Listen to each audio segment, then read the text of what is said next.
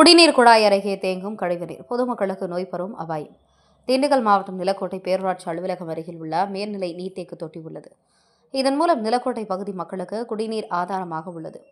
இந்நிலையில் குடிநீர் விநியோக குழாய் மற்றும் கேட் வால்வு அமைந்துள்ள பகுதியில் கழிவுநீர் தேங்கி சுகாதாரமற்ற முறையில் காணப்படுகிறது. பொதுமக்களிடையே அதிர்ச்சி ஏற்படுத்தியுள்ளது. குடிநீர் விநியோகத்துக்காக பயன்படுத்தப்படும் குழாய்கள் செல்லும் பகுதியில் குழாயை சுற்றிலும் கழிவுநீர் தேங்கி நிற்பதுடன் செடிகள் மற்றும் குப்பைகள் சூழ்ந்து காணப்படுகின்றன.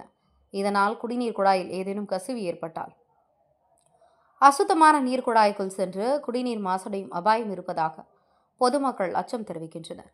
மேலும் தேங்கி நிற்கும் கழிவுநீரால் கொசுக்கள் உற்பத்தியாகி டெங்கு உள்ளிட்ட நோய்கள் பரவும் அபாயம் ஏற்படலாம் என அப்பகுதி மக்கள் கவலை தெரிவிக்கின்றனர்.